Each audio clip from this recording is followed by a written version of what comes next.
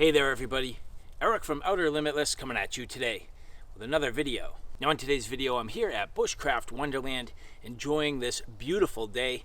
Now I'm setting out on a little bit of a mission. I need to get this outfit with some camouflage. Now if you've been watching my Bushcraft series all the way up through number 10, you've seen me working on this slowly but surely, and when I say slowly, I do mean slowly. This for me is something that I really can only fit in at certain times when I really have the ability to set the time aside and make the time, and that's not all that often. So here today in Bushcraft Wonderland episode 11, I'm going to basically put up what I'm considering to be a temporary camouflage system to help this blend in. Now as you look here, you can see I'm far from completing my walls. I'm actually far from completing my roof. In a perfect world, this isn't going to be a tarp. This is pretty much just a way to get something established, get me out here, give me a place where I can come out, enjoy filming, enjoy time in the woods, getting away, and just enjoying my shelter. And that's exactly what this does for me. Now typically my goals are to not mix reviews with Bushcraft Wonderland activities, but today the activity and the review are very much the same. So in this case, again, Bushcraft Wonderland episode 11, we're actually going to take a look at a couple of products from the company Yeacool. Now if you've been watching this series, you've actually been seeing me use Yeacool products the entire way. From their collapsible shovels and axes and all the tools that I used to get this established, that was Yeacool products, and here we are with this camouflage netting. So what we're going to do, we're going to get to work. I'm going to get this outfit with this netting to see if it's effective for a temporary camouflage measure. But with that said, I have a whole bunch to do and a whole bunch to share with you, and if you're interested in seeing a little bit more about what I'm about to get into, do me a favor, stay tuned.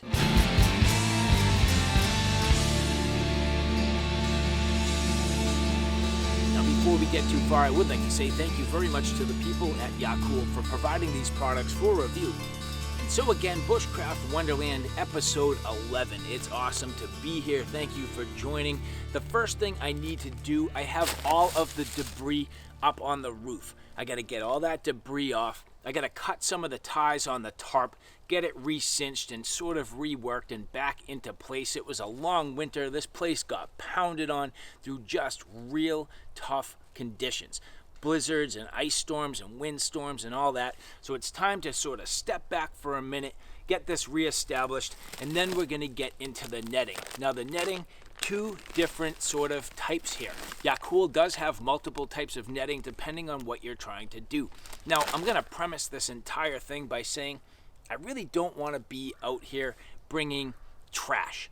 All of this stuff at some point I'm going to need to clean up and clean up responsibly. I understand that this place is way too magical, so something like this is not really ideal. I do want to say, to me, this is just a stopgap measure in the meantime to get this kind of established and sort of a little more subdued. Again, the last thing I want to find out is that somebody finds this place, so keeping it kind of hidden and tucked away, that's another goal of mine. So temporary measure with these, I have one set for around the walls. So here you can see more of that forest green color. This is going to be used around the walls.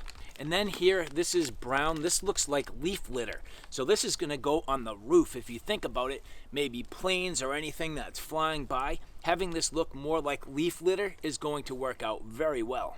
And again, keep in mind the roof right now with that range tarp, that tarp is very white. That's the reason why I put the debris on the roof in the first place, just to kind of make it a little more subdued and try to hide it. Now, I had a lot of great suggestions from people saying, you know, use some spray paint and camo that out. And yes, I think that would have worked just fine.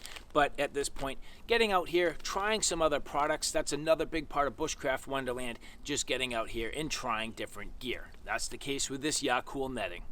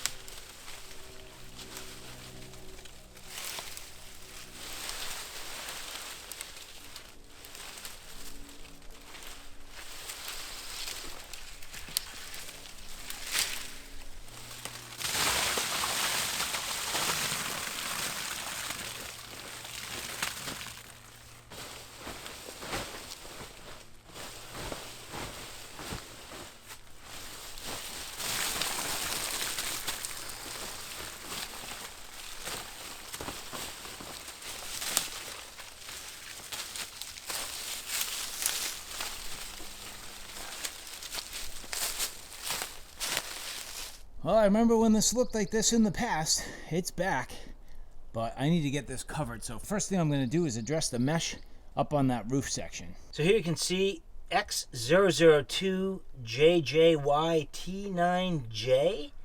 This is again Yeacool Camo hunting blind, and this is in the bionic leaves, 13 foot by 20 foot. This should be more than enough. So this is very specific to size, and it cannot be cut. So I ordered this exactly to 13 by 20. Let's see how this goes.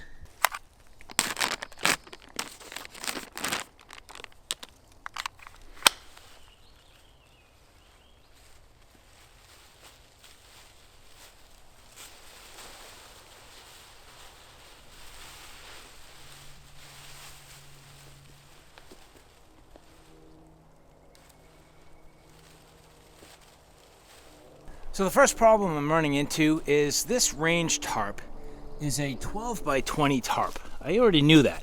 So I bought my mesh to be 13 by 20. And in fact, let's just double check this real quick. Yes, this says 13 by 20. All right, so that's much better. I got that rotated. Now you can see it's in the appropriate dimensions. I thought it was going to be short, but it's not too far off. It's actually pretty close. I have a lot that I can do to stretch this out and really get it to cover the actual tarp itself a little bit better. So I'm going to take some time. I'm going to get this all cinched into place nicely, and I'm going to show you the details.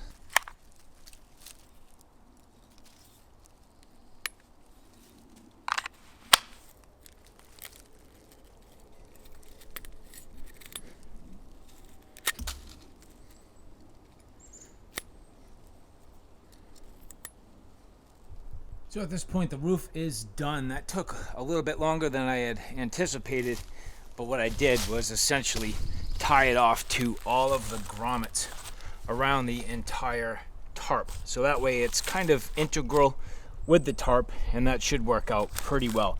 Now, there are a few things about this that I like. There are a few things that I don't. Generally speaking, it'll be interesting to see how this holds up over time. The one thing that I did find that I don't like is that it uses sort of a yarn-like material.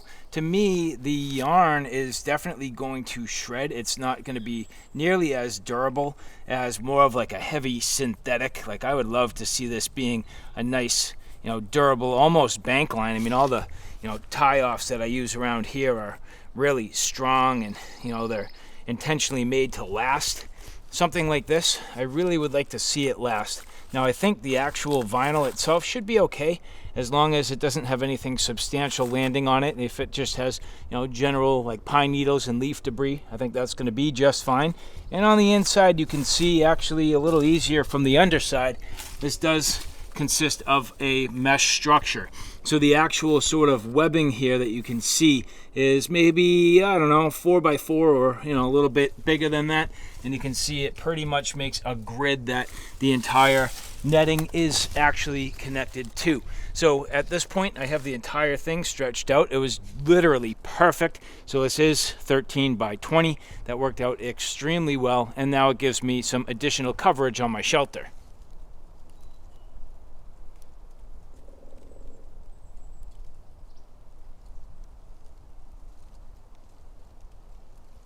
Taking a look at it from a little bit of a distance, that definitely helps. You can see it's done a wonderful job covering the white aspect of the tarp beneath it.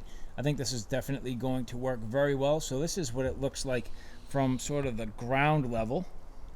And now taking a look at this from above. Now you can see it's a little bit different in terms of the actual tone between the tarp and the ground itself, but generally speaking, not too bad. It does a wonderful job, again, covering up the white nature of the tarp, and that's one of my major goals. Now you can see it did fit absolutely perfectly across the top. Actually looks really good, so I'm happy with this in general. I think it's going to be a nice addition here. Now there are, again, multiple colors. If I could pick a different color, would I? Probably, to try to get this to blend in a little bit better with the ground. Again, I'm trying to get some coverage from up above, but this is going to work just fine. And in fact, if anything, it does have more of an average value if you're looking at it from the ground, which is really my intended original purpose, but the bonus being, if it does have coverage from above, that's going to help as well. Again, tying all these off to the grommets on the tarp, it'll be interesting to see how this lasts over time.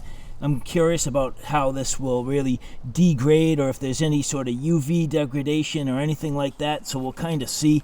This is loose enough that it shouldn't pull too much, so I don't think that's going to be a problem. But again, it'll be interesting to see how this survives.